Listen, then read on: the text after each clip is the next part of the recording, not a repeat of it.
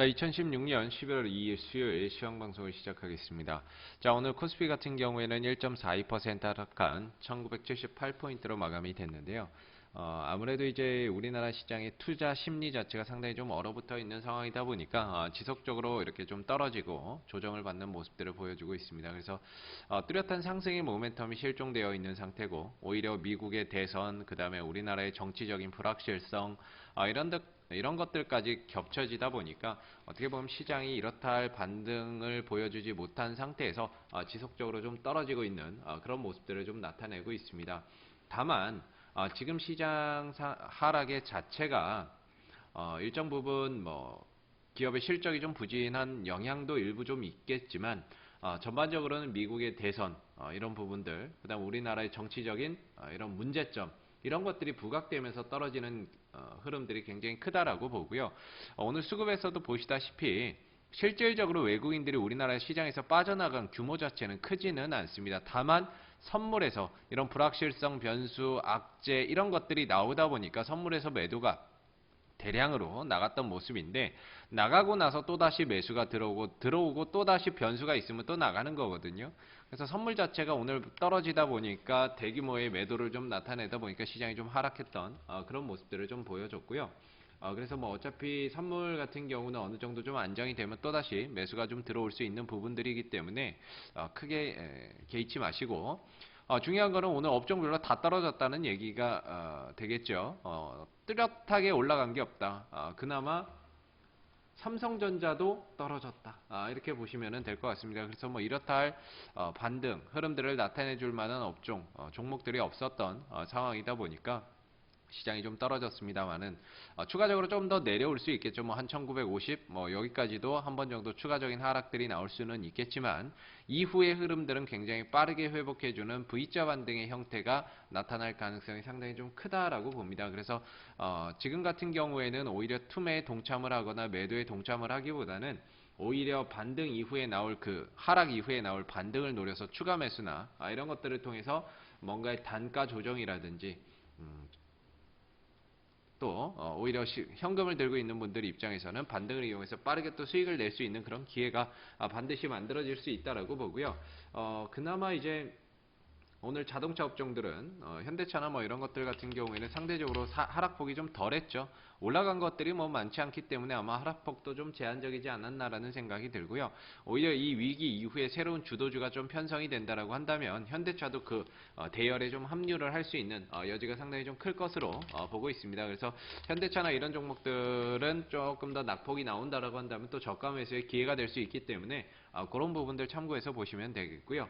오늘 코스닥이 한 3% 가까이, 3% 넘게 하락하는 모습들이 나왔습니다. 물론 이제 최순실 게이트로 인해서 이런 그 CJ ENM이 아무래도 또 그쪽으로 연루가 되다 보니까 7% 이상 급락하는 모습들을 좀 보여줬고요.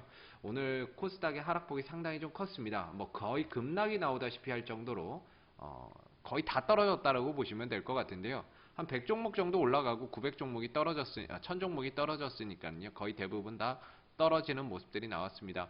자, 중요한 거는 오늘 시장이 빠지고 떨어졌습니다만은 거의 투매라고 봐야 될 겁니다. 시장의 반대 매매, 그 다음에 이 신용장고의 청산, 이런 것들이 지속적으로 출회가 되고 있는 상황이다 보니까는요, 어떻게 보면 시장이 빠지는 그런 모습들이 좀 나오고 있죠.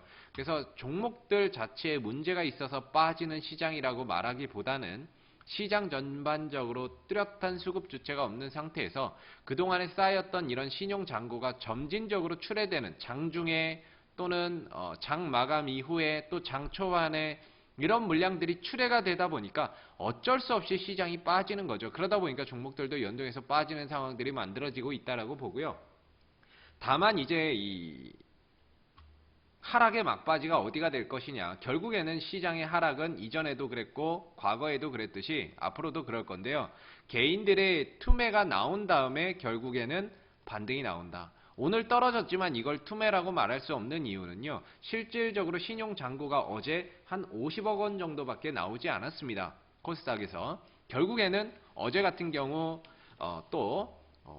담보 비중이나 이런 것들이 부족해서 이런 담보 비율을 채우라는 이런 이야기가 나갔겠지만, 이런 문자가 증권사에서 나갔겠지만 결국에는 실질적으로 뭐 어제 반등이 좀 나오고 하다 보니까 좀 버텼거든요. 종목들이. 근데 오늘 또 떨어졌어요. 그럼 또 증권사에서 또 반대 매매나 뭐 이런 담보금이 부족하다는 그런 이야기가 나갑니다. 문자로 나가게 되면은요. 오늘 장중에 나갈 거거든요. 그럼 적어도 내일 이후 그러니까 오늘 나갔다라고 하면은 최소 금요일 아침까지는 무조건 채워야 되는 거예요.